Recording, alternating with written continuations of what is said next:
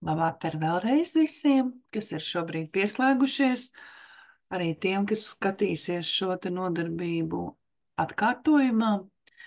Šodien mums ir apziņas līmeņa paplašināšanas 20. seminārs, un mēs turpināsim iepriekšējā seminārā iesākto tēmu.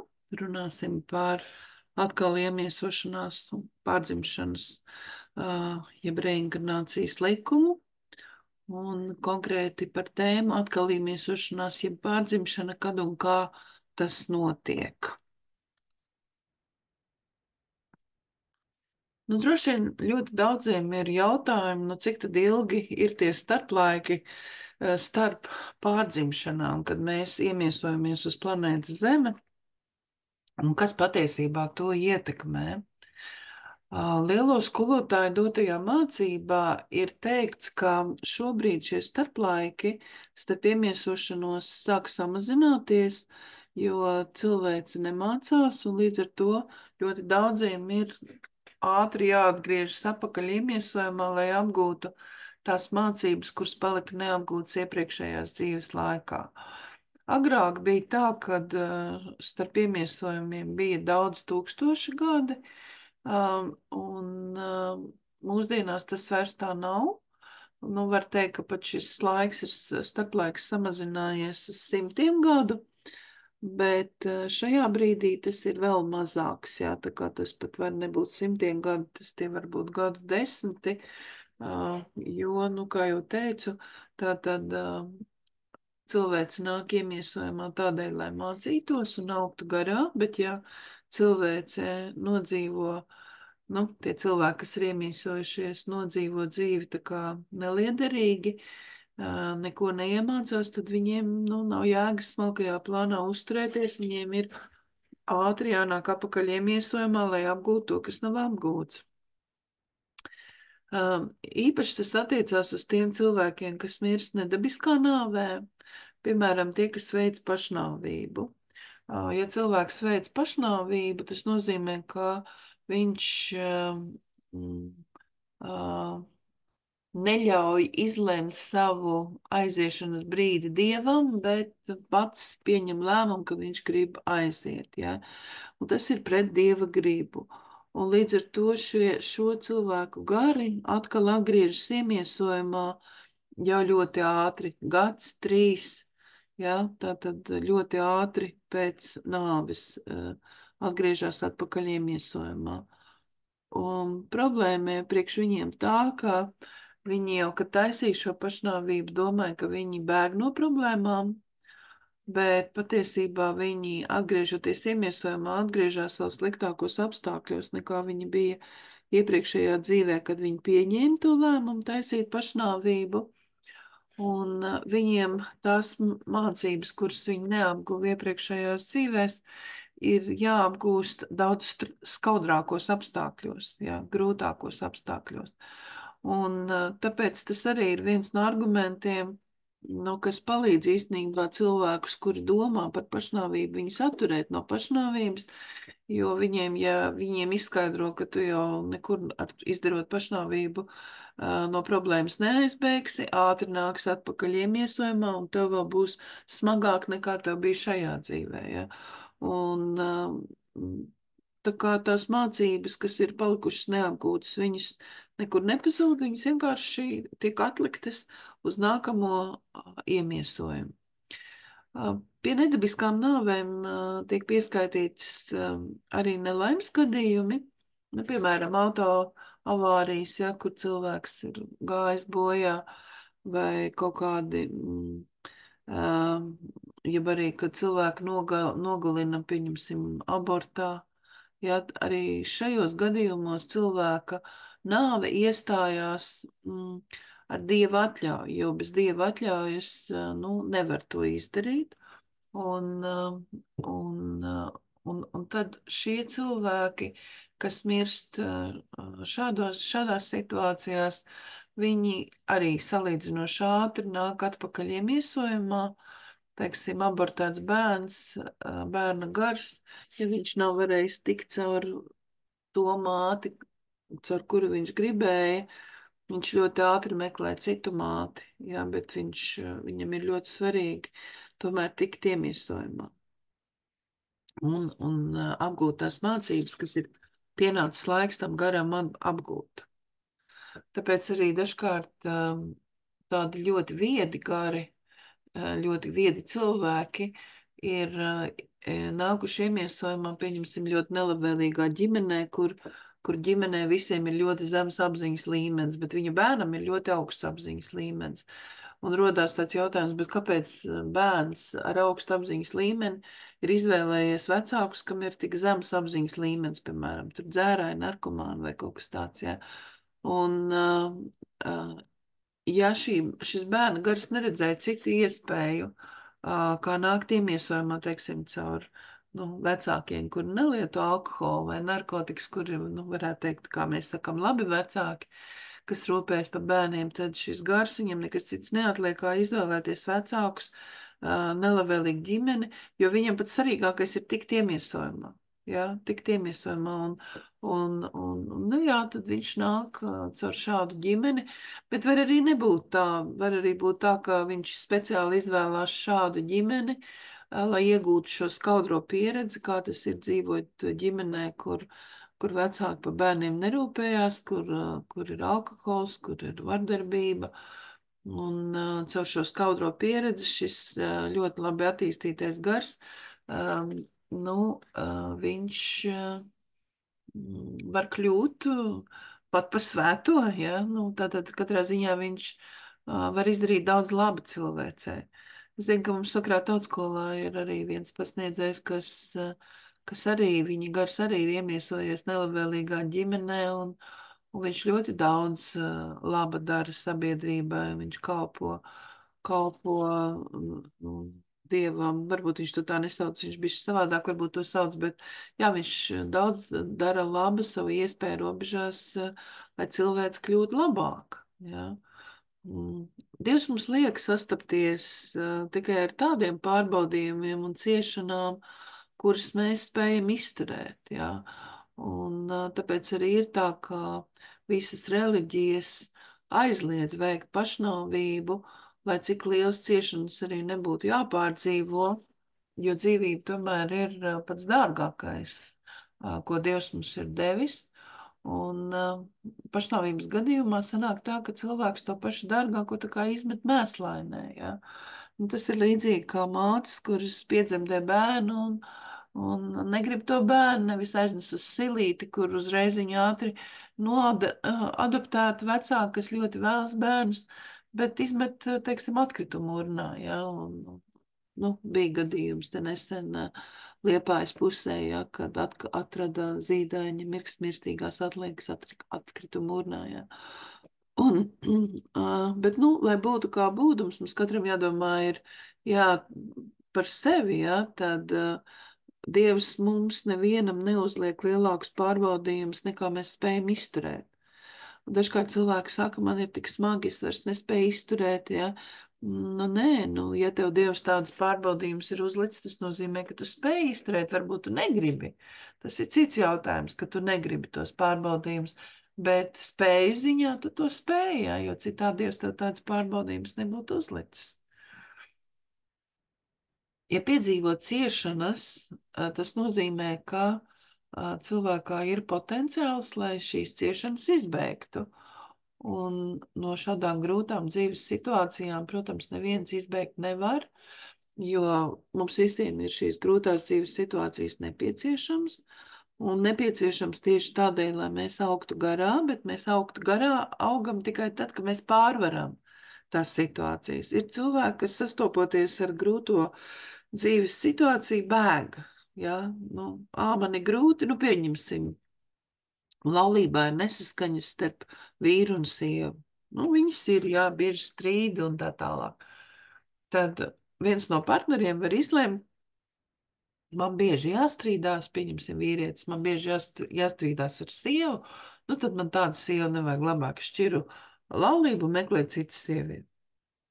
Tad patiesībā viņš nav mācījies tās mācības, ko neapzināti sieva viņam māca, un viņš bēg no šīm grūtībām, domājot, ka, nu, jaunajās attiecībās būs labāk. Nu, kaut kādu brīdi jau jaunajās attiecībās varbūt arī ir labāk, bet tas viss ir tikai uz brīdi. Tātad no ciešanām mēs pēc būtības varam izbēgt tikai tad, ja mēs ejam apzināti garīgās attīstības ceļu, jo tad mēs uz to problēmu paskatāmies no augstāka punkta un paskatāmies ar citām acīm. Piemēram, ņemot to pašu piemēru par laulības šķiršanu, būs cilvēki, kas kritīs depresijā, tāpēc, ka tiek, nu, kā attiecības ir izjukušas, bet būs cilvēki, kas paskatīsies uz to, nu, saprātīgi, izpratīs, kāpēc tas tā ir noticis, kādas ir abu partneru kļūdas, mēģinās no tā to, ko var mācīties, ja, bet katrā ziņā viņā nebūs šīs te ciešanas. Nu, nepatīkami būs, nevienam tas nav patīkami, bet nebūs ciešanas. Tātad, jo labāk izproti dzīvi, jo vieglāk ir pārvarēt grūtas dzīves situācijas. Bet, lai labāk izprastu dzīvi, ir jāapgūst lielo skolotāju mācība, jāapgūst ir šie dievišķie likumi. Kādi tad cilvēki ir pašlaik iemiesojumā? Nu, visvairāk šobrīd iemiesojumā ir otrgadnieki. Kas tie tādi ir otrgadnieki? Tie ir tie, kas jau iepriekšējās dzīvēs vairāk kārtīgi ir mācījušies, nu, sastapušies ar dzīves grūtībām, lai mācītos, bet, nu, ir acīm redzot bēguši no tām grūtībām un neko nav iemācījušies. Nu, ja viņi pabeidz dzīvi iemiesojumu un nav apguvuši tās mācības, kas bija jāiemācās, viņš sūta atpakaļ un ātri sūta atpakaļ. Neļauj viņiem ilgi uzturēties smalkajā plānā.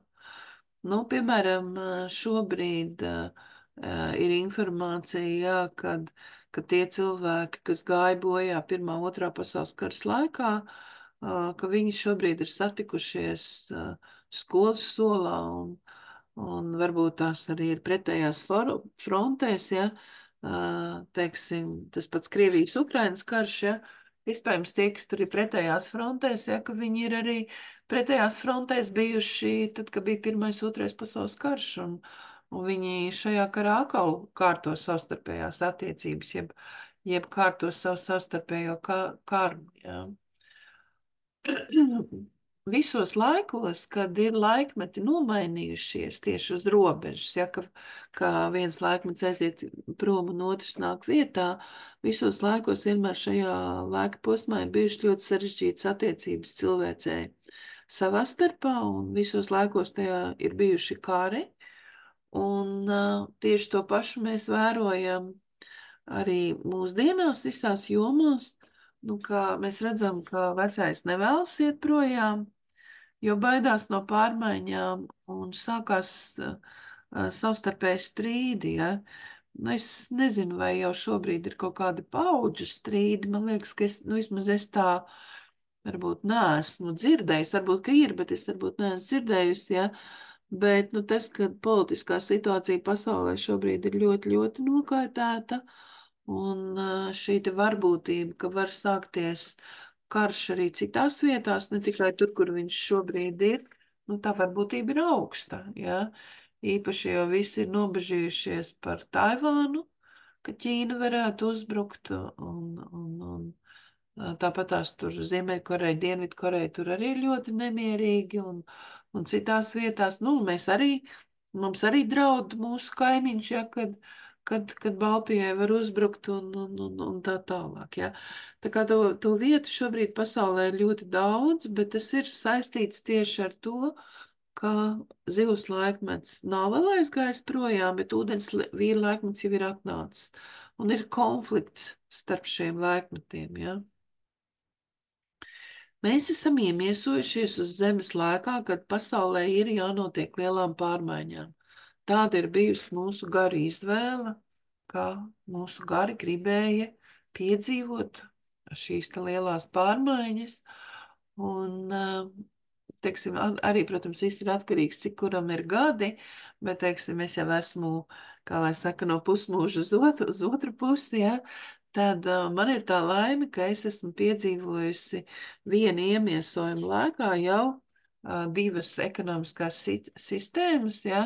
Tātad es piedzimu tad, kad bija sociālisms, jā, padomu Latvija, un tagad ir kapitālisms, bet mēs jau redzam kapitālismā arī, es uzskatu, ka kapitālisms ir miris jau tagad, jo tie kapitālisma principi ļoti slikti strādā un brīžiem vispār pat nestrādā, jā. Un es domāju, ka ir šobrīd jau veidojās trešā ekonomiskā sistēma. Protams, es nezinu, kā viņi sauksies, bet varbūt arī zinu. Nu, teiksim, mans viedoklis ir, ka šī trešā pašreiz ekonomiskā sistēma, kas pašlaik veidojās pasaulē, ka viņi varētu saukties sociālā ekonomika. Bet vai tas tā būs vai nebūs, nu, protams, es esmu mazs cilvēciņš, to es tā nevaru apgalvot, jā. Lielo skolotāju mācība ir devusi skaidrojumu, kādām ir jābūt jaunām ekonomiskajām un politiskajām attiecībām jaunajā laikmetā. Bet, diemžēl, pagaidām cilvēks nav sasniegusi tādu apziņas līmeni, lai ieviestu šīs idejas, kas mācībā ir dotas. Un ir tāda sajūta, ka tā ir visa utopija un ka tas ir neiespējami. Bet ņemot vērā, kā pārmaiņas notiek tik ārkārtīgi strauji, un notiek visādi tādi negaidīti pavērsieni un notikumi, mums jau pat nav jāskatās, kas notiek ārzemēs, mums pietiek, ka mēs paskatāmies uz mūsu Latviju, ja? Gandrīz katru dienu ir kaut kāds skandāls, par ko runā žurnālisti, ja, un cenšas izprast un skaidrot patiesību un tā tālāk. Ja. Tas ir ļoti intensīvi, ja, ja ne katru dienu, tad katru nedēļu. Ja. Kad tad gars izvēlas nākt iemiesojumā? Tātad gars izvēlas nākt iemiesojumā atkarībā no tā, kādi notikumi notiek uz planētas Zeme un kādas mācības garam ir jāapgūst. Jo, protams, ka vislabāk mācības var apgūt tad, kad ir kaut kādi notikumi, kas piespiež to darīt, piespiež mācīties. Un otrs aspekts, kas ietekmē iemiesošanos, ir gara karma, ja, kuru ir jāatstrādā. Protams, ka karmu mēs nevaram atstrādāt vienu iemiesojumu laikā, jo tad mēs vienkārši izšķīstu, bet tā daļiņa, kas ir paredzēta atstrādāt vienu iemiesojumu laikā, ja tas sakrīt, ja, ar laiku, ar notikumiem, kas notiek uz planētas Zemes, jā, tad garam ir svarīgi nākt iemiesojumā, jo smalkajā plānā šie augstākie spēki zina, kā Zemē ir jāattīstās un kurā laikā kādas mācības varēs apgūt, un tāpēc arī gars vēl atrodoties smalkajā plānā, pirms kārtējās iemiesošanās uz Zemes, izvēlas kopā ar pavadoņiem mācības, kuras būs jāapgūst iemiesojuma laikā. Protams, jūs teiksiet, jūs tagad esat iemiesojumā, bet jūs jau neatceraties, ko jūs augstākie pavadoņi, tad, kad jūsu gars bija smalkajā plānā, kādas tad mācības viņi noteica, ka jums šī iemiesojuma laikā jāapgūst. Un tā ir tā labā ziņa, ka īstenībā jūs to varat bez lielas piepūles un izmaksām noskaidrot paši. Jums ir tikai jāpaņem papīrs un rakstāmais, un jāuzraksta viss tas, kas jums kaitina citos cilvēkos, jau sākot no bērnības līdz, kā saka, šim brīdim, ja. Un tas sarakstīns, kas jums tur taps, ja, kas jums kaitina citos cilvēkos, īpaši paskatāties uz tuviniekiem, ja, jo tur visvairāk neapgūtās mācības. Tātad tas, kas būs jums rakstīts uz šī papīra, tās ir jūsu neapgūtās mācības.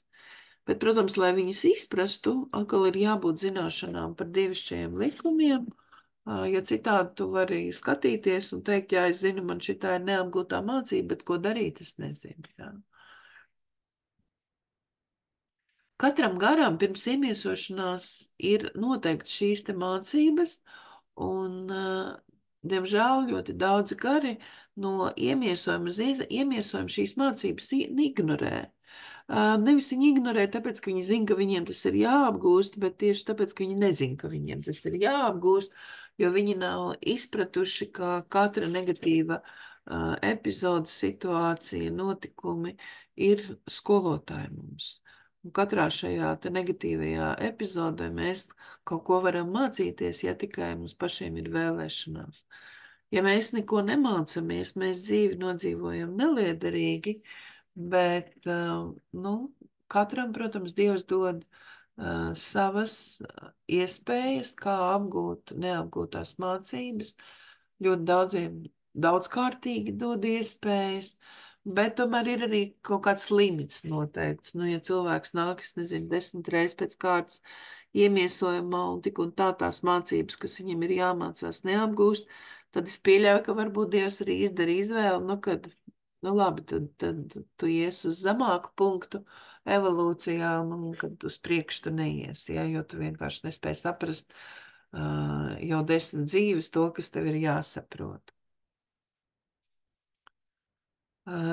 Šeit te atkal iemiesošanās arī varētu teikt, nu, nosacīti ir tāda kā līmeņa, jo cilvēks ar savu brīvo gribu un izvēlēm ietekmē notikumus uz planētas Zeme, un līdz ar to mācības cilvēks var apgūt vieglākos apstākļos vai grūtākos apstākļos.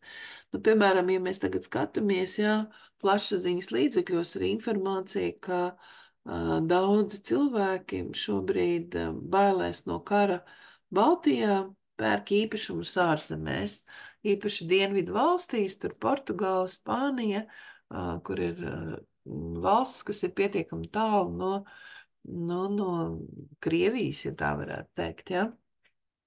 Un šie te cilvēki ir izdarījuši izvēli, ka viņi negrib sastapties ar tām grūtībām, ar kādām sastopas cilvēki, kas ir ierauti karā, ja? Un viņi izvēlās tā kā dzīvi vieglākos apstākļos, bet, nu, tas viss atkal ir tā, ja tu šajos vieglākajos apstākļos neko nemācies, nu, tad, ja ne šajā dzīvē, tad nākamajā dzīvē atkal būs jāpiedzīvo skaudrākie apstākļi, ja? Jo, kā jau teicu, tas mācības, kuras mēs neapgūstam iemiesojuma laikā, viņas tiek paņemtas līdzi uz nākamo iemiesojumu. Un tas arī nosaka šo dzīves apstākļu grūtumu pakāpi, jo, ja cilvēks galīgi neko iepriekšējā dzīvē negribēja mācīties, nu, tad šajā dzīvē, nākamā dzīvē viņam ir, nu, ļoti skaudri dzīves apstākļi, ja? Un tātad, citiem vārdiem sakot, tas ir, ka cilvēks ar savām izvēlēm ietekmē to, kāda viņam būs nākamā dzīve.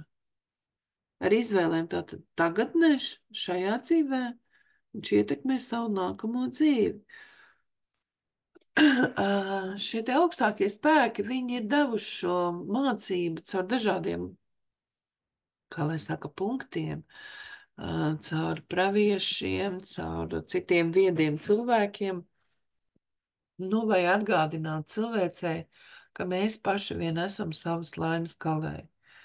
Nu, ka nenosaka to augstākie spēki, kā mums ies, to nosaka mūsu pašu izdarītās izvēles pagātnē, jo tās izvēles, ko mēs esam izdarījuši pagātnē, mēs augļus baudam tagadnē, bet tās izvēles, kuras mēs izdarīsim tagadnē, mēs augļus baudīsim nākotnē.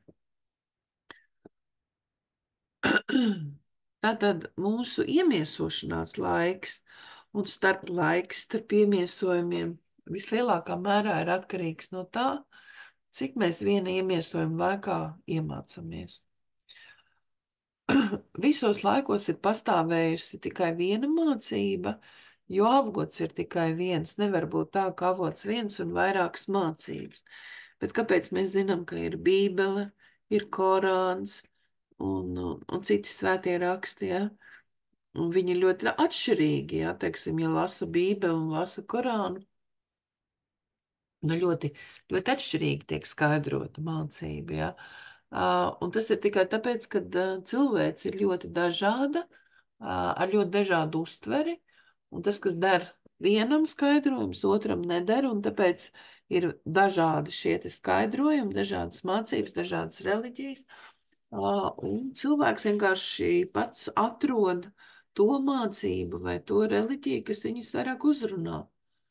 Un nav jau nepareizās reliģijas, ja tās reliģijas, kas ir vērstas uz to, lai cilvēks kļūtu labāka, viņas visas ir pareizas reliģijas, ja.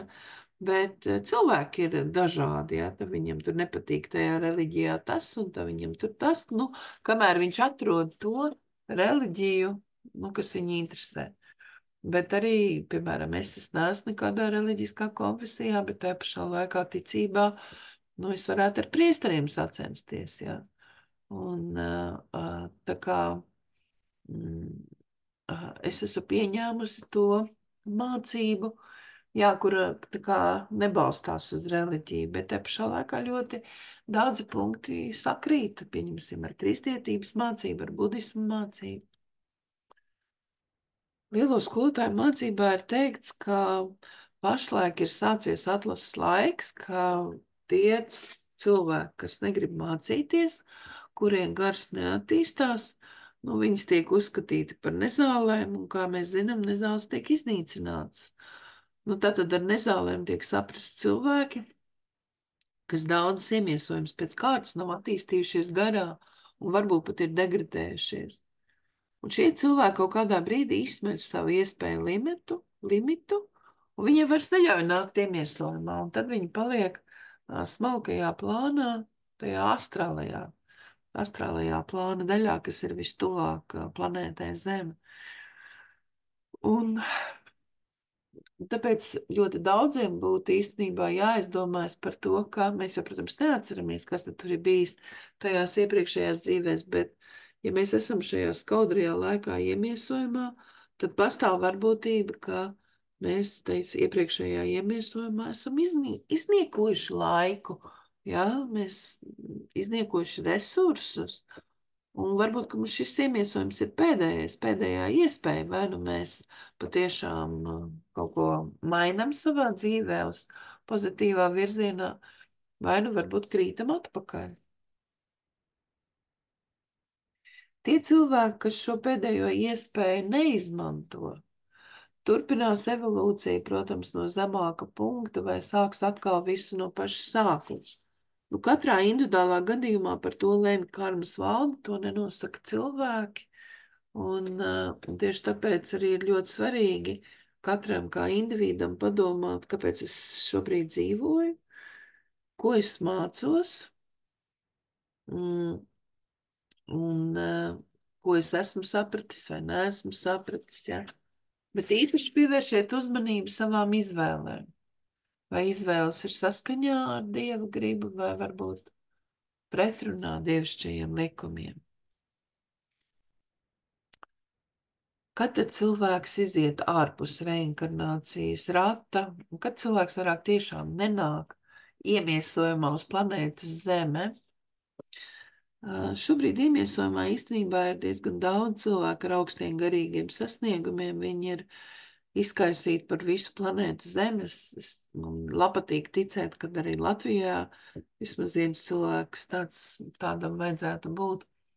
Un šie cilvēki ir nākuši iemiesojumā, lai palīdzētu citiem cilvēkiem pārvarēt tieši pārmaiņu grūtības un pārvarēt otrgadniekiem, kas nav gribējuši mācīties iepriekšējos iemiesojumos, pārvarēt tos grūtos apstākļus, ar kādiem viņi sastopas. Ja. Pilnīgi visiem cilvēkiem Dievs dod iespēju attīstīties, un pilnīgi visi no mums varētu jau vienu iemiesojumu laikā sasniegt tik augstu apziņas līmeni, ka mēs varētu iziet ārpus reinkarnācijas rāta. Ja, bet, nu, es tā, kad padomāju par sevi, es domāju, vai man vēl ir tik ļoti daudz jāmācās, nu, es pat nesapņoju par to, ka es varētu pēc šī iemiesojuma iziet ārpus ar reinkarnācijas rātu. Man jau liekas, ka man vēl un vēl būs jānāk iemiesojumā un jāmācās, jā. Visus cilvēkus, kas pašlaik ir iemiesojumā, patiesībā uzskata par izredzētajiem. Mēs zinām, ka ir Izraēlas tauta, kas uzskata sevi par izredzētajiem, ja, bet Dieva acīs pilnīgi visi, kas šobrīd ir iemiesojumā, ir izredzētie. jo tas viss ir saistīts ar to, ka ir ārkārtīgi daudz dvēseļu, kas šajā laikā netiek iemiesojumā, un vai arī nāk un viņus abortē, bet, nu, var sakot, nevar viņi piedzimt. Un savukārt tie cilvēki, nu, kuri nepārvalda lielo skolotāju mācību, ja viņiem pasaka, ka mēs te visi esam izredzētie, nu, tad viņš, kā saka, uztvers to, nu, tiešā vārda nozīmē, nu, ka rekāds viņš ir labs, viņš ir izredzētais, ja, un viņš, nu, nepareizi izprot šo izredzētību un turpinās tiekties pēc baudām, nevis, lai attīstītos garā, ja. Tātad cilvēks iziet ārpus reinkarnācijas rāta tikai tad, kad viņš ir apgūs visas mācības uz planētas Zemes, iegūstot apskaidrības stāvokli. Tas ir tas Budas stāvoklis, ka viņš visu saprata. Jā, visu saprata. Un šādam cilvēkam, kurš jau ir apguvis visas mācības, viņam evolūcija ir jāturpina uz citām planētām. Bet uz citām planētām, kas ir augstākā līmenī nekā planēta Zeme, tātad virs mums. Interesanti ir arī tas, ka kādreiz, kad cilvēki lūdz palīdzību Dievam, viņi nekad neskatās uz Zemi, viņi skatās uz debesīm. Tas ir tā intuitīvi, cilvēki jau jūt, ka tā attīstība iet uz augšu un kad ir jāskatās uz debesīm. Jā, tas tā arī interesanti. Nu, no teorijas viedokļa es to, ko gribēju šodien pastāstīt, tas būtu tā kā viss, bet nu, tagad mēs parunāsimies par tiem jautājumiem, kas jums varbūt radās. Arta, lūdzu, ieslēdz mikrofonu. Jā, labvakar. Labvakar. Paldies par šo atkārtojumu, par lekciju. Bija vērtīgi atkal atcerēties un padomāt. Jā, šis laiks nav vienkāršs, bet jāmācās. Jā. Man tādi īsti laikam jautājumi nebūs. Tik nu tā ir ko pārdomāt. Jā. Kā palīdzēt, kā palīdzēt tiem, kas ir blakām, lai gan mēs jau viens no otra tāpat mācāmies. Nu, Bet, vienmēr. Nevienmēr viens var mācīties, otrs var nemācīties. Abi divi var neko nemācīties. Vienkārši izšķir tā arī ir. attiecības un viss, jā. Izšķirot attiecības, neviens ne otrs nemācās, jā. Tā kā tas nav teikts, ka mācās, jā. Tas vienkārši tikai liecina, ka ir grūtības, nu tad ir jautājums, vai viņas tiek vai netiek pārvarētas. Mhm. Tad ar te nav jautājumu. Jā, nebūs, jā. Paldies. Labi, paldies, Arta. Astra, lūdzu, var ieslēgt mikrofonu. Paldies par iespēju un iespēju aizdomāties par dažādām lietām, bet man ir radies tāds jautājums, kad tīri filozofs saka, kad šobrīd daudz runā, kad ir pasaulē pārapdzīvota. Tad kāds ir tas dvēseļu tas skaits, ja viņi atgriežas vai kaut kādā veidā, no kā rodas tā pārapdzīvotība? Jā, pārapdzīvotība rodas no tā, ka evolūcijā ir tā, ka, nu, teiksim, sāksim no minerāļa, kaut gan pirms minerāļa arī vēl ir evolūcija, bet tātad minerālis, augs, tad ir zīvis, putni, tad ir dzīvnieki, un tad dzīvnieki arī klasificējās, ir meža dzīvnieki, ir māja dzīvnieki, jā, pašā augšā ir māja dzīvnieki. Un tad nāk cilvēks, un cilvēks arī ir dažādi līmeņi. Ir primitīvi cilvēki, ir jau ļoti attīstīti cilvēki, un tā tālāk, jā. Nu, un tagad iztēlojamies, ka tas evolūcijas process visu laiku turpinās, visu laiku no dzīvniekiem pārnāk gari uz cilvēkiem. Bet ja cilvēki nemācās, ja viņiem visu laiku ir jānāk iemiesojumā, tad tas nozīmē, ka nāk gan jaunie gari, kas nāk no dzīvniekiem, ja, evolūcijas ceļā, un vecie nāk iemiesojumā, jo viņi nav iepriekšējās dzīvēs apgūši to, kas jāapgūst, jo principā planēta Zeme ar saviem resursiem ir domāta 1 miljardam. Mēs esam Man liekas, jau 8 miljardi, jā. Bet ņemot vērā notikumus, kas šobrīd ir cilvēci vismaz attīstītajās valstīs, mm, nu, sākusi atbalstīt viendzimumu attiecības un arī, kā saka, piever acis visādām perversām attiecībām, tad dzimstība jau šobrīd attīstītajās valstīs strauji krīt. Latvijā šī dzimstības krišanas rādītāji, es nesen dzirdēju kaut kādā intervijā, ir visstraujākie. Nu, es nezinu, vai salīdzinoši visā Eiropā vai kā, vai tikai Baltijā, bet jā, mums tā dzimstības rādītāji visstraujāk krīt. Ja? Un tas savukārt nozīmē to, ka cilvēce tuvākajos gados pat nebūs jābūt ne īpaši kariem vai slimībām, vienkārši vecā paudze aizies, jo viņiem pienācis laiks aiziet, bet jaunā paudze vietā nedzims. Un līdz ar to tas prognozes ir, kad tuvākajos gados šī iedzīvotāju skaita samazināšanās attīstītajās valstīs būs ļoti strauji. Būs ļoti strauji. Un, tā kā varbūt, kad kaut kādā brīdī cilvēks atapsies un sāks domāt, kāpēc tas tā notiek, jo šobrīd arī tais pašās attīstītajās valstīs viņi ir sapratuši, ka viņi var piesolīt cilvēkiem naudu, lai tik cilvēki tā, kas saka, dzemdē bērnus, bet cilvēki pasaka, es to negribu, jā. Ir taču tagad pat kaut kādas kustības, sieviešu kustības, kuras propagandē, ka sievietei nevajag ne ģimene, ne bērnus, ne vīri, ne vīrieti, un ka sievietēm pašām ļoti labi ir pašām ar sevi un tā tālāk. Ja? Un, šādas kustības un viss tas, kas šobrīd it kā līdzietības vārdā tiek propagandēts, novedīs pie tā, kad dzimstība vēl straujāk samazināsies. Tā kā, man liekas, tās bažas par to, ka uz planētas Zeme ir pārapdzīvotība, es domāju, ka tas vairs nebūs ilgi, ja, kad tie ir viena paudze, ja maksimums 2 paudzes, un vienkārši masveidā, kā saka, samazināt. Nu, teiksim, vecie aizies, nomirs, un jaunie vienkārši nenāks vietā. Un tad būs, protams, tiem, kas būs nākuši šie jaunie, kas būs nākuši šiem iesājumā, viņiem būs milzīgs pārbaudījums, kā uzturēt, kā jāparūpējas, jau ir arī par tiem vecajiem, jā, kā uzturēt visu šo te sistēmu, ka, to jauno būs maz. Un tā kā reiz ir Latvijas problēma, ja? Mūsu politiķi, protams, tur spriež, kad vajag vērt vaļā robežas un laist iekšā iedzīvotājs no trešām pasaules valstīm, ja?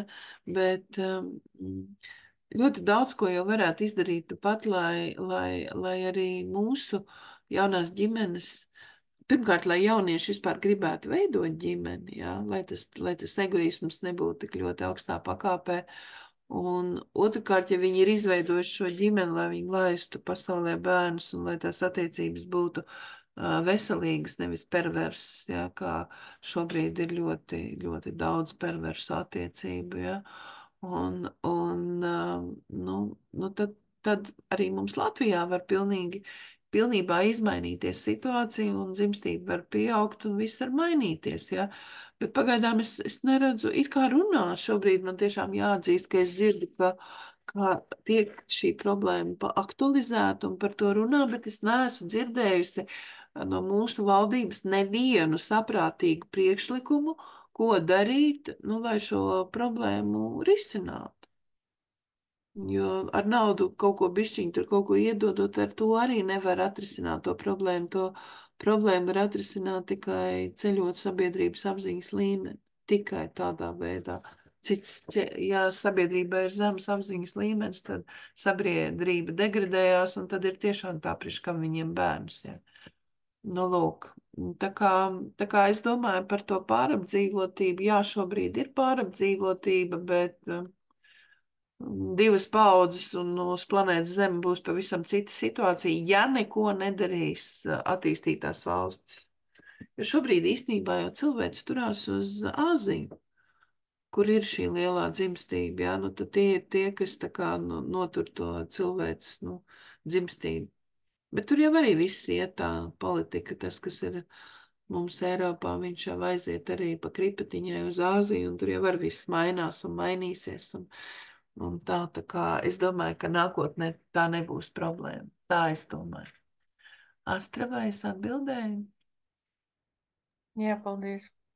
Nav vairāk jautājumu? Nē, paldies. Baiba, lūdzu, ieslēdz mikrofonu. Labvakar. Labvakar. Man vienalga ir tāds jautājums. Es jau iepriekšējā reizē jau par to mēs runājām. Es neatceros, vai šī semināra veidā, bet jautājums ir tāds, kāpēc ir tāds teiciens, ka debesīs labāk ies? Es jau ceru, ka saprotu, uz kuru puses velk. Kā tā saka, ka uz zemes ir grūti dzīvot, te ir tik daudz pārbaudījumu, un te ir smagi. Tomēr izrādās, ka uzejot augšā, mums atkal būs grūti. Tas ir tas jautājums. Kāpēc saka, ka debesīs labāk ies? Ar ko tad ir tā atšķirība? Ja tur tāpat būs jāšancē kārtīgi. Tāds mans jautājums. Ja saprat manu jautājumu. Man šķiet, ka sapratu, jā. Mums ir jāsaprot tas, ka viens ir informācija no tiem cilvēkiem, kas ir piedzīvojuši klīnisko nāvi, tad viņi visi apgalvo, ka tā aiziešana ir bijusi patīkama un ka viņi īstenībā nav gribējuši atgriezties. Ja? Un tas jau ir viens, kas ir radījis šo te priekšstatu, kad pēc nāves ir tā labsajūta un ka tad viss ir kārtībā. Ja? Bet smalkajā plānā nenotiek gara attīstība. Attīstīties gars var tikai nākot iemiesojumam. Viņam nav cita varianti. Ja? Un tad, apmēram, tas iztēlojies Baiba, es tev pieņemsim, iedod atvaļinājumu, saku, Baiba, tev ir mēnesis atvaļinājums, un tas nozīmē to, ka tu visu šo mēnesi gulēsi gultā. Un tu pirmajā dienā guli, un esi priecīgi, tagad es varu pagulēt.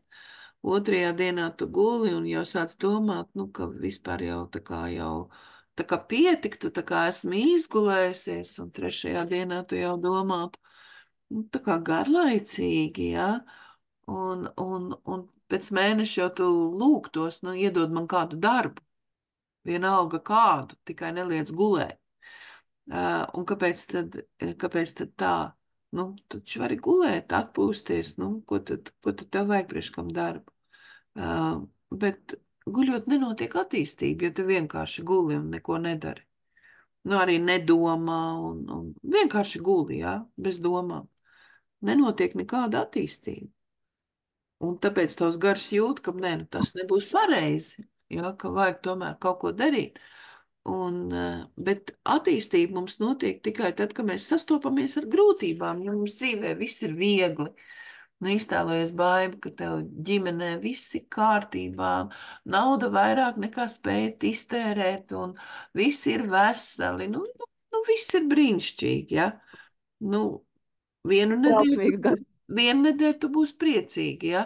Bet jau pēc mēneša tu teiksi, kad kaut kas nav.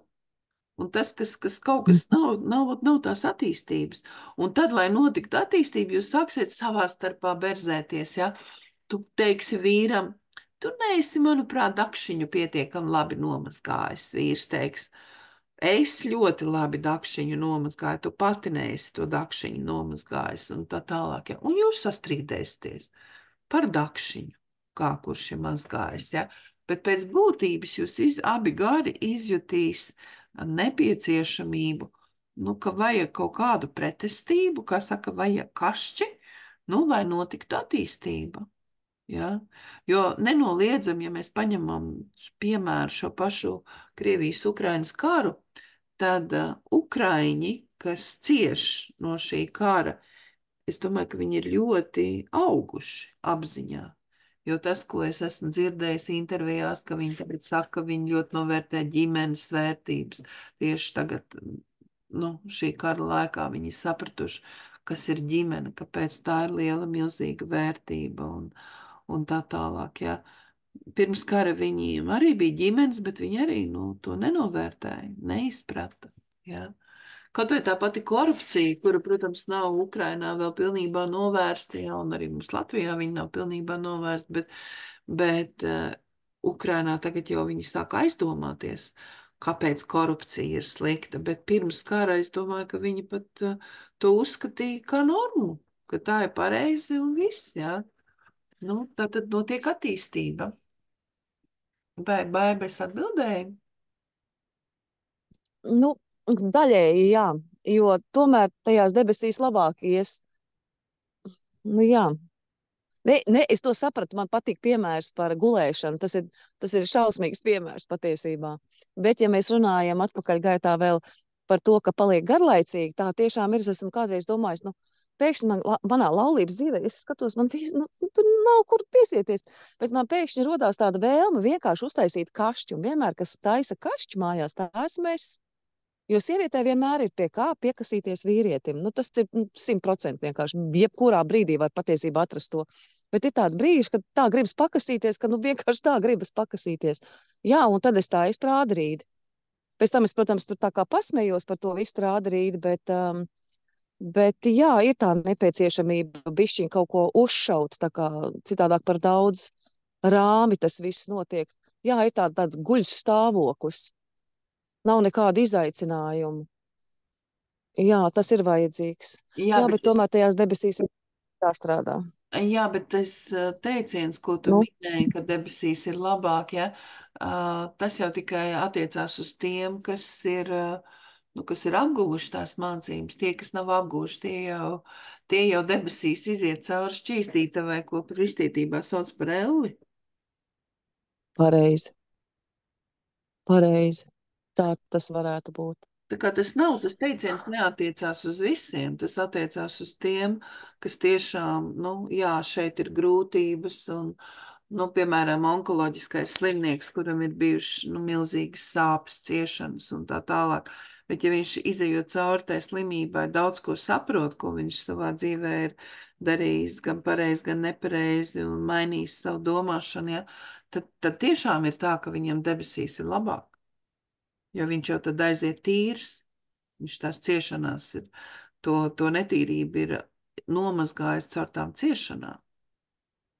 Bet tad iznāk tā, ka patiesībā ir jau tīri labi, ja tu caur tādām lielām, smagām ciešanām aizēj beigās. Ja tu saproti, ka tu garīgi vēl neesi attīstījies tik tālu, tad varbūt, kad tā ir tāda dieva dāvana pēc pilnas programmas vēl nodot pirms nāves. Katram pēc spējām, jā, jo es domāju, ka neviens no mums, vismaz es neesmu tādā attīstības pakāpē, ka es ļoti gribētu lielas ciešanas. Speciāli es negribu es negribu to, es gribu, mācīties un izdarīt tos darbus, kas man ir uzticēti, bet tā, ka man gribētos kaut kādas milzīgas ciešanas, nav tā.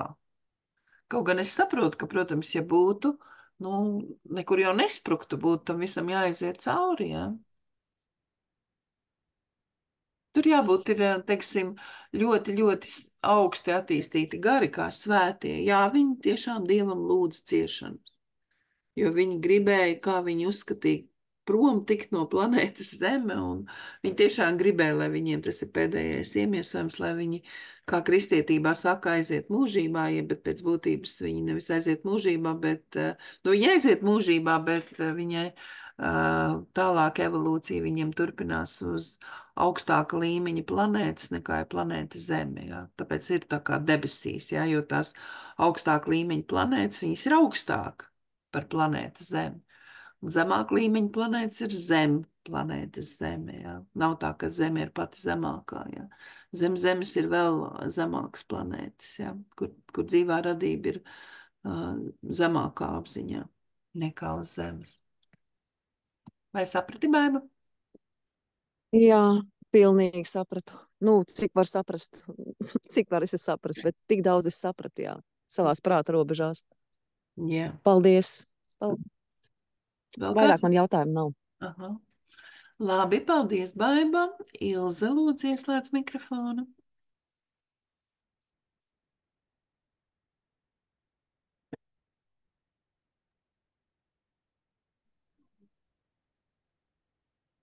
Ilze?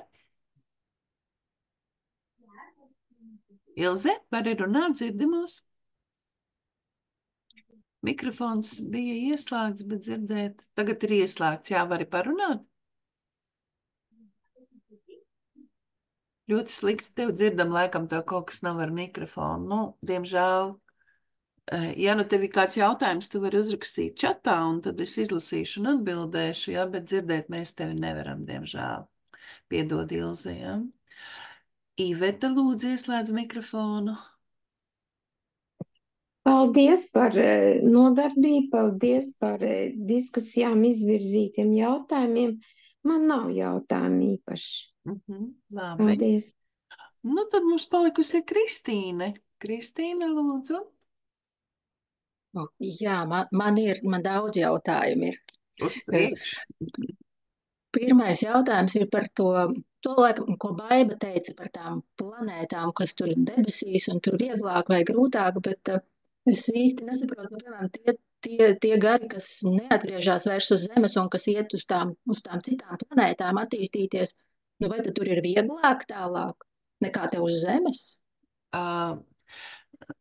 Vieglāk nebūs, būs, nu, bet es arī nevaru teikt, ka grūtāk, bet būs savādāk noteikti, jo ejot tālāk, garam ir jāapgūst, nu, citas mācības, ja.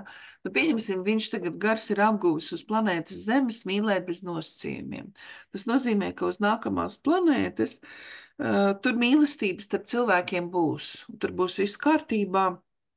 Šie cilvēki pratīs viens otru mīlēt bez nosacījumiem. Bet tur būs kaut kādas citas problēmas, kuras mēs neesam iepazinuši uz planētas Zeme. Ja? Nu, man grūti, nu, kā saka, kaut ko teikt, kas tās pa problēmām, ja? Bet ir pilnīgi skaidrs, ka cilvēks nevar apstāties evolūcijā. Un ir skaidrs arī, ja ir viss tikai labi, viņš arī nevar attīstīties. Tātad viņam ir jāsastopas ar kaut kādām grūtībām. Tātad arī uz augstāka līmeņa planētas cilvēki gari sastapsies ar kaut kādām grūtībām. Ja? Nu, piemēram, mēs zinām, ka, es nezinu, pēc cik tur tūkstošiem vai miljonus gadu, ka cilvēki vairs nelietos barību. Viņiem vairāk barība nebūs nepieciešama, jo viņi pārtiks no svaiga gaisa un mīlestības, ja?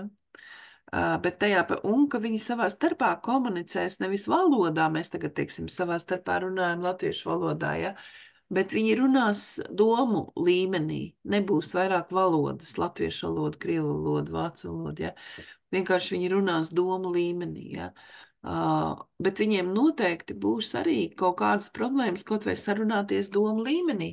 Tas ir tāpatās, kā mums šobrīd ir problēmas sarunāties, nu, ar vārdiem, kad notiek pārpratumi un tad tur sekas tiem pārpratumiem un tā tālāk. Tā kā arī viņiem būs jāpārvar grūtības, lai tā evolūcija turpinātos.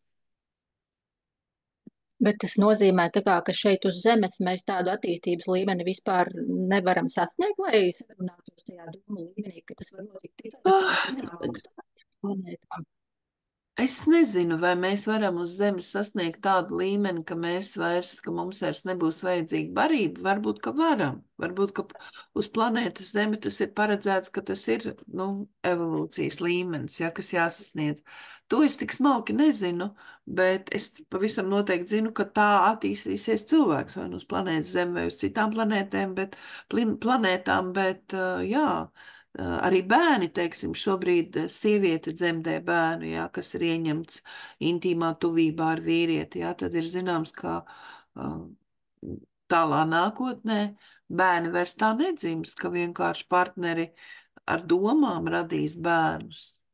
Jā, kad, nu, sievietē nebūs tur jādzemdē un sāpēs un tā tālāk, jā, ka pavisam savādāk tiks radīti bērni, bet tā ir ļoti, nu, manā izpratnē tā ir vēl ļoti, ļoti tāla nākotne, jā, ka cilvēcē vēl ļoti, ļoti ir jātīstās pēc tam. Vai tas notiks uz planētas Zeme vai uz citām planētām, to es nezinu, bet tas, manuprāt, nav tik būtiski. Labi, un tad mēs jau pieskārāmies tai pārtikai no mīlestības un tā svaigā gaisa, bet te man jautājums ir par mājdzīvniekiem, kas tiek, nu, šobrīd uz planētas Zeme audzēti pārtikai, piemēram, lielopi. Es pati esmu šobrīd, nu, nosacīta īpašniece 8 lielopu ganāmpulkam šobrīd, un es esmu daļu no tā ganāmpulka mantojusi, bet man divus gadus tas ganāmpulks ir, bet es vēl neesmu spējusi nokaut nevienu lopu.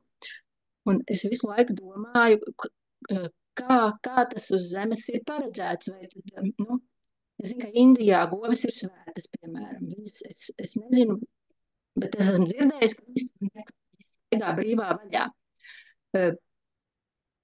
Kāpēc Latvijā ir savādāk?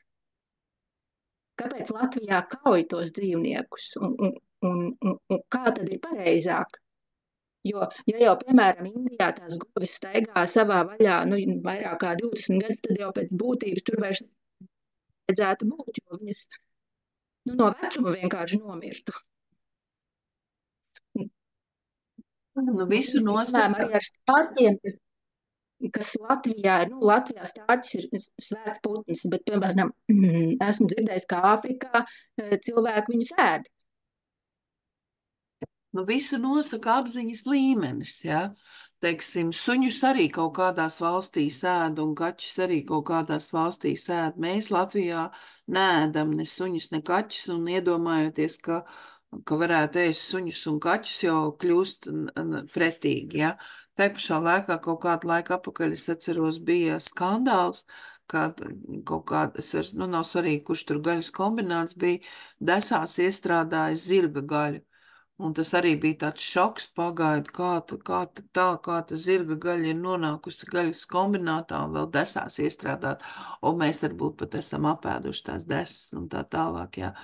Tā kā es domāju, jo vairāk augs apziņas līmenis, jo pieprasījums pēc gaļas mazināsies, un tas notiks tā ļoti dabiski, ka vienkārši kaut kādā brīdī vairāk vispār nebūs pieprasījumu pēc gaļas, un vienkārši tad tos lopus kaušanai vairāk neaudzēs. Varbūt kāds audzēs priekam, ka viņam patīk, ka viņam tur lopi staigā pa pļavu un ēd zāli, un viņam nav jāpļauj, jo lopi vienkārši noēd to zāli, bet viņam ir patīkami skatīties, kā tie lopi tur ganās. Un tas ir tāpatās, kā mēs skatāmies ezerā, kad peldās gulbļi. Mums taču neienāk prātā viņus tagad šaut nost un apēst, ja? Bet mēs ļoti labprāt skatāmies un acis tīksminās, cik skaisti, ka gulbji peld, ja? Nu, tā kā es domāju, ka nu, rīkojies tā kā tava sirds saka, ja tava sirds saka, ka šie te lopi, kurus tu esi mantojusi, nu, ka viņi var tur tā pļaviņās ganīties, lai viņi ganās. Nu, tev taču neko sliktu nedara no tā, ka viņi tur ganās. Jā, bet Latvijā jau tomēr ir ziema, un arī ziemā jāgādā lopiem ir barība, un tas veido izmaksas. Nav jau tā, ka viņi tur vienkārši var ganīties, kādam ir par viņiem jārūpējās. Nu jā, bet tu vari arī, Un, tev nav viņi jānokauj, tu vari viņus pārdot kādam citam, kas audzē lopus. Nu, kā saka, nu, nav jau obligāti jākauj. Tu vari kaut uz zoodārzu aizvest vai kā. Nu tā. bet tai govī kā sugai, viņai taču šobrīd uz zemes ir kaut kāds mērķis, kāpēc viņi te atrodas. Jūs runājat par tiem kaķiem, suņiem un zirgiem, jā. Nu, tie varbūt ir vēl, nu, mīļāki tā kā mājdzīvnieki.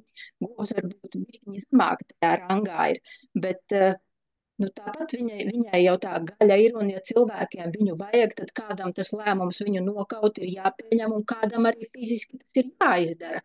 Un no tāda viedokļa jau arī tas nav nekas slikts, jo cilvēkiem jau tomēr vajag vēl to pārtiku. Viņi jau vēl nepārtiek no tās mīlestības un svaigā gaisa.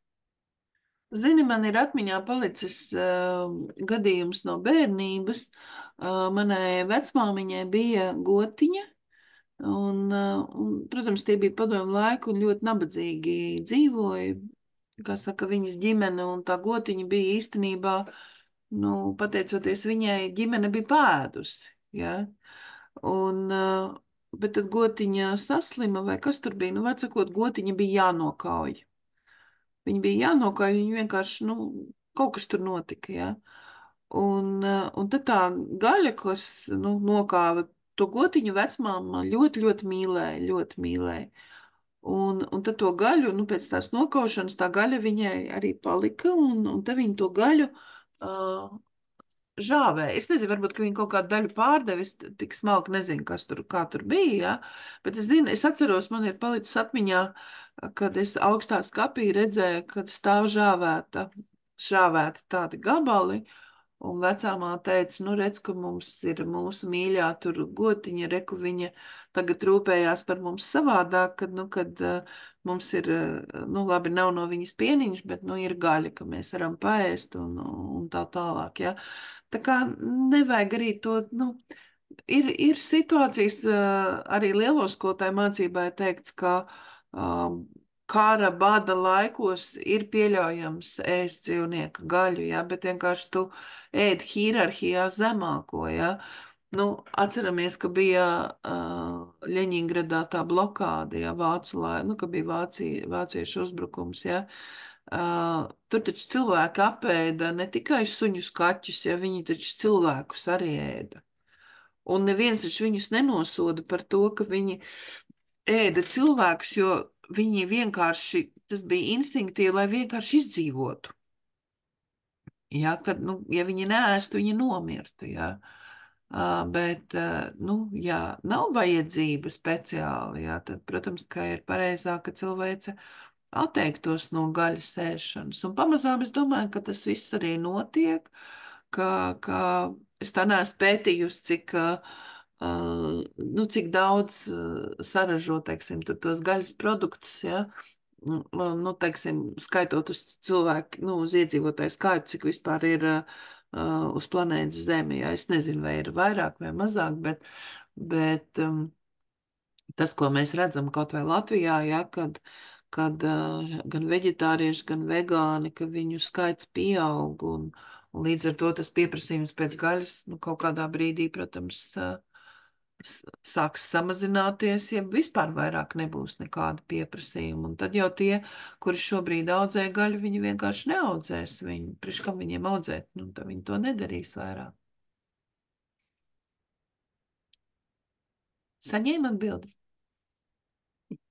Es vēl negluži, jo man ir vēl tas jautājums paliek, ka tiesībām man kā cilvēkam pieņemt vispār lēmumu nokaut dzīvnieku, jo dzīvnieks jau, es saprotu, viņš nesaprot, ka viņš mirst. Arī nepārdzīvoja kāds, nu, ja viņš redz, ka kāds blakus mirst, viņš nezina, ka viņš mirst, jo viņam tas, saprotas, Tev kaut ko tālu attīstīt. Kristīna, es nezinu, tev kaut kas ar mikrofonu, jo es brīžiem dzirdu tevi, brīžiem nedzirdu, ja kaut kā raustās tev valoda. Tu tur nevar to mikrofonu kaut kā pagrozīt, lai labāk tev varētu dzirdēt? Jo es tagad nedzirdēju, nesapratu, ko tu teici, es nevaru tev atbildēt. Es mēģināšu vēlreiz izstāstīt, tagad dzird mani? Jā, pašlaik dzird, jā. Es par tām cilvēka tiesībām izlemt, nu, kurā brīdī, nu, tam dzīvniekam var piespriest nāves pārtikai. Nu, jo, nu, dzīvnieks jau nezina, ka viņš mirs, un viņš nepārdzīvo par to, ja viņam blakus, nu, kāds dzīvnieks tiek nokauts, ja viņš to redz, jo viņš vienkārši to nesaprot. Bet cilvēks to saprot. Un tas cilvēks, kurš lopu kauju, viņš jau arī, pat ja viņš to dara labu nodomu vadīts, nu viņš tāpat viņu kauju, un viņš tā kā izlemj, nu tā lopa likteni, sanāk, viņš tā kā, nu lemj. Jā, bet tas ir... dzīvību vai nē? Jā, bet tas ir hierarhijas likums, ka augstākais izlemj par zemāko, jā, tā tas ir. Dievs arī izlemj par mums. Bet tas nozīmē, ka tad mans kā lopkopes uzdevums būtu padarīt tādu dzīvnieka dzīvi, kamēr viņš uz zemes atrodās bez bailēm, ar labos apstākļos, bez bailēm, un bez bailēm viņu arī nokaut, lai tajā gaļā neveidojās tie nāves baiļu hormoni. Tad tas būtu labākais, ko es varētu izdarīt, jo tam dzīvniekam tāpat ir jāmirst, ja man ir jāpieņem tas lēmums. Jo, es jā, nestaku tu esi viņa saimniece. kādiem. Tu esi viņa saimniece, jā, tev ir jāpieņem lēmums, tā arī ir, jā.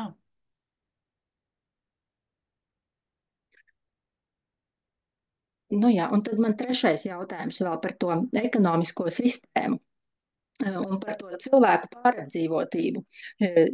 Man ir ekonomiskā izglītība, un tāpēc es vienmēr, bieži domāju par to, cik tad vispār vienam cilvēkam šobrīd uz planētas Zeme, varbūt, lai sašaurinātu to loku, vispār Latvijā, cik vajadzētu vienam cilvēkam Zemi, lai viņš varētu, tā normāli dzīvot. Lai viņš varētu izaudzēt pārtiku vai viens pats vai kooperējoties ar citiem. Tas noteikti to, uz ko Latvijā būtu jātiecās ekonomiskajā plānošanā, kā mēs efektīvi varam izmantot zemi, primāri nodrošinot cilvēkam, protams, pārtiku mājokli. Un cik tad cilvēki Latvijā vispār var dzīvot normālos sadzīves apstākļos. Pēc būtības, saskaņā ar lielo skolotāju mācību, nav teikts tā, ka katram tagad vajag hektāru zemes, un katrs audzē kartupeļus, katrs audzē dārzeņus un tā tālāk. Saskaņā ar lielo skolotāju mācību ir teikts, ka veidojas kopienas, viena apziņas līmeņa kopienas. Tas būtu apmēram, pieņemsim, ka ir cilvēkam patīk rušināties pa zemi, tad tiem, kam patīk rušināties par zemi, tie tad audzē dārzeņus. Ir cilvēkam patīk šūt, tad tas, kam patīk šūt, viņš šuj, viņš dārzeņus neaudzē, bet viņš uzšuj gan priekš sevis, gan arī priekš tiem, kas audzē dārzeņus, ja dara vēl kaut ko citu cilvēki. Tad ir cilvēks, kas prot būvēt, un viņam patīk būvēt, tad viņš būvē, ja? Bet tie, kas ražo dārzeņus, tie viņu pabaro, tie, kas šuj, tie viņu apģērb, ja? Un tāds ir tas pareizais princips, ka ir kopiena, kur ir skaidri noteikti, cik tad kopienai vajag saražot, teiksim, izaudzēt kartupeļus un dārzeņus un tā tālāk, cik vajag uzšūt kleitas, bikses, cik vajag to, cik vajag šito, un katrs dara to, kas viņam vislabāk padodās, un tādā veidā kooperējās, notiek šī sadarbība, un nauda pat, kā saka, pat nav šis starpnieks, ja tur savādāk tie principi, ja. Bet tā problēma ir tā, ka, lai šāda kopiena varētu darboties, visiem šajā kopienā iesaistītajiem ir jābūt augstam apziņas līmenim, ja, jo atliek šajā kopienā būt vienam, kurš izdomās, nē, man īstenībā pietiktu ar 2 kartupeļiem, bet es paņemšu 3. Un viņš jau rada, beidzās tas līdzsvars, ja, viņš izjauc to līdzsvaru, ja. Un teiksim, padomju Latvijas laikā, kuru es piedzīvoju, ja, tas viss idejas, kā vajadzēja tur kolhozos tur saimniekot un visus citus pabarot un tā tālāk, viņas jau nebija sliktas idejas. Tā problēma jau bija cita, ka cilvēkiem bija zemes apziņas līmenis, ka viņi no kolhozos zagas stiepa mājās, ka viņi nekvalitatīvi strādāja, ka viņi bija ļoti neapzinīgi, bezatbildīgi, darba laikā dzēra un tā tālāk un tā tālāk. Un līdz ar to tās visas labās idejas nebija iespējams vispār īstenot, un tāpēc arī padomju laikā bagātā PSRS, kura bija visbagātākā ar visa veida resursiem, cilvēki dzīvoja šausmīgā nabadzībā, ja? Jo vienkārši bija zemes apziņas līmenis. Ja? Bet, ja mēs runājam par ekonomiku, ja, ko es pat esmu rakstījusi priekšlikumus un sūtījusi gan uz Saimu, gan uz valdību atbildīgajām ministrijām, bet tie priekšlikumi tika ignorēti. Bet tas priekšlikums bija, ka vajag izveidot Latvijā pašnodrošināšanas sistēma, tā es viņu biju nosaukusi, ja. Pēc būtības tā ir ekonomiskā neatkarība, ja, līdzīgi kā mēs runājam, enerģētiskā neatkarība, ekonomiskā neatkarība, ja. Tad, teiksim, ja mēs runājam par pārtikas produktiem, ja, tad Latvija šobrīd ražo vairāk pārtikas produktus nekā vispār ir iedzīvotāji, kas var apēst, ja. Bet tajā pašā laikā, ja būtu šī te pašnodrošināšanas sistēma, tad tur būtu viss aprēķināts, jau cik uz mūsu iedzīvotāju skaitu, cik tad mums gal galā vajag pienu, cik mums vajag visu, cik mums vajag elektrību, cik mums vajag to, un tad būtu sistēma, ka tas tiek visu laiku nodrošināts, un tad arī nebūtu bailes, ja kaut kas notiek ārpusē, kaut kādi kāri vai kaut kas, jo šī sistēma tad strādātu, ja. Bet, nu, mūsu valstī viss notiek, no tā, kad ir uguns pie pakaļas, nu, tad fiksi kaut ko izdara, ja, jo nu, šobrīd runā par to, kad ir jābūt enerģētiskai neatkarībai, ja, bet es jau to piedāvāju, nu, tas bija Covid laikā, jā, laikam, Covid sākās, un tad es piedāvāju aizsūtīt tos priekšlikumus, ka vajag izveidot Latvijā pašnodrošināšanas sistēmu, ja. Nu, nu tā ir, ja, tā kā, protams, kad šīs te kopienas, ja, kas darbojās, ja, viņos pēc būtības ir tā pašnodrošināšanas sistēma, ja, ka viņi tiešām izrēķina uz kopienas locekļiem, cik viņiem vajag daudz izaudzēt dārzeņus, cik viņiem vajag daudz, teiksim, govis, lai būtu piens un piena produkti, ja, un tā tālāk, ja, tā kā viņi pēc šī principa īstenībā dzīvo, ja, bet mūsu sabiedrība jau ir tik ļoti pieradusi pie visādām ekstrām, ja, nu, kad, nu, ar to tā kā pamaz, jā. Es esmu izdomājis šobrīd, par cik ir, nu, piemēram, piena slaukšana šobrīd ir, nu, to dara robots, to cilvēks var vairs nedarīt, nu, līdzīgi kā drēbju mazgāšana kādreiz, kad, nu, ievies to vedmašīnu, bet tagad ir tas robots, kas ir domāts 70 govīm, tad, principā, sanāk, ka tā kopiena būtu jāsāk audzēt no tā, nu, ja lieto pienu, es pieļauju, ka daudzi lieto to pienu, nu, tad tas kopienas izmērs varētu būt tāds, kur dzīvo tās 70 robotizēti tiek slauktas un kuras cilvēks, protams, baro. Nu, un attiecīgi, tad, cik cilvēki tādā teritorijā var dzīvot un cik daudz viņiem ir vajadzīgs izaudzēt dārzeņus, cik tam vajag zemi un attiecīgi mēslojumu no tiem lopiem, cik var iegūt, lai nebūtu jāpērk sintētiskais mēslojums. Nu, tas ir, cik tālu es esmu nonākusi šobrīd. Nu jā, nu viss kārtībā, nu katrs mēs te domājam to, ko domājam, galvenais jau, lai tie, kas pieņem lēmumus, ja, kas ir valdībā un politiķi saimā, lai tie pieņem tos pareizos lēmumus, jā. Nu jā, bet ir jau tādi lielie lauksaimnieki, kuriem ir tā zeme un kuri arī tomēr var šos procesus ietekmēt ar tiem pašiem slaukšanas robotiem. Nu, vienkārši, nu, rēķinot vairāk un domājot ne tikai par to, ka tur var slaukt tikai tās govis, bet ka var veidot tādu kompleksu sistēmu, kur ir iekļauti arī dārzeņi, augļi, ogas, aug.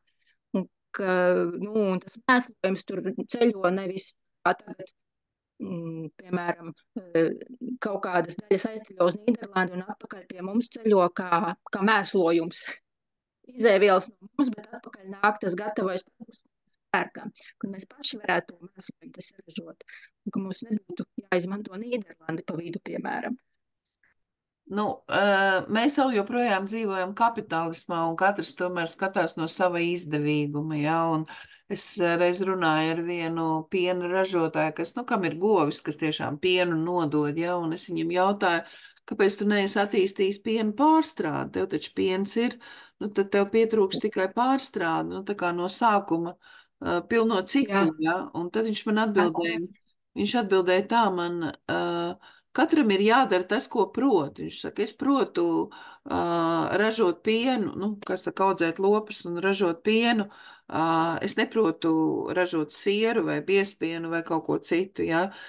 To, lai dara tie, kas to prot, ja. Tā kā, nu, ir kapitālisms, ja, un katrs skatās arī, kā viņš var labāk nopelnīt. Tas, par ko tu runā, tas jau ir vairāk, lūk, tas sociālā kopiena, tas jau ir kad skatās, tā ir pilnīgi cita domāšana un citādi, bet tāpēc es saku, ka visu nosaka apziņas līmenis. Visu nosaka apziņas līmenis, jo Krievija vēl joprojām ir bagātākā resursiem, bagātākā valsts pasaulē, bet, ja tu pabraukās pa Krieviju, tu redzēsi tik daudz nabadzīgus cilvēkus, ja? Tā kā, tas arī ar to vien, kad ir daudz resursu, nepietiek, lai tu būtu bagāts, ja? Tur ir cilvēki, kas tos resursus, uz tiem resursiem dzīvo un kļūst par miljardieriem, un ir cilvēki, kas nabadzībā tur vēl galus, jā. Tā kā tā ir. Vēl, Kristīna, kāds jautājums? Bet kā tad ir ar tām govīm Indijā un Latvijā? Kura valsts tomēr ir tajā tālāk tikus tā, kurā tās govis tur staigā brīvā vaļā, Indijā vai Latvijā tomēr? Saprot, Indijā ir pieņemts, ka govs ir svētā un viņi viņu neslauc un pienu neiegūst un tā tālāk, ja. Mums Latvijā, mēs arī mīlam govis, tie, kas tur govis, viņi noteikti, nesauks varbūt viņu par svēto, bet katrā ziņā izjutīs ļoti mīlestību lielu pret govi un pateicību par to pieniņu, ko gotiņi iedod, ja. Tā kā es personīgi esmu no tiem, kas lieto piena produktus, ja, un es neredzu tur absolūti, man tās filozofija, ko es esmu dzirdējusi, kāpēc nevajadzētu govis slaukt, ka vajadzētu to filozofiju, kas ir tā kā, ka nevajadzētu govis slaukt un nevajag pienu lietot un tā tālāk. Man tas nav pieņemams, ja, jo es uzskatu, ka govis jau necieš no tā, ka viņa dalās ar pienu, ja, es domāju, ka govis izjūt īstenībā svētlaimi, ka viņa var kaut ko atdot cilvēkam, un tas ir piens, ja, jo arī cilvēki laimīgi ir tie cilvēki, kas var ar kaut ko dalīties, kas var ar kaut ko, teiksim, es šobrīd vadu šo semināru, es dalos ar tām zināšanām, kas ir man, un es esmu priecīga, ka ir kāds, kas to klausās, kas par to padomā, varbūt nepiekrīt kaut kam, bet vienalga, ja, es esmu priecīga, ka man ir tāda iespēja dalīties ar to, ja. Tāpēc manā izpratnē govs ir priecīga, ka viņa var dalīties ar pienu, ja, jo tas jau nav viņai, ka viņai tagad kaut kādas asins nolaiž vai kaut ko, ja.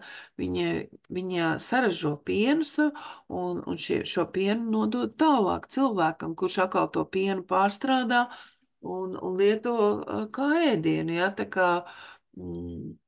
Tā kā es personīgi neredzu absolūti neko sliktu, ka ir govis, kuras ražo pienu un cilvēks par šīm govīm rūpējās. Es tur neko sliktu neredzu. Yes. Viss, nav vairāk jautājumu, jā, Kristīna? Jā.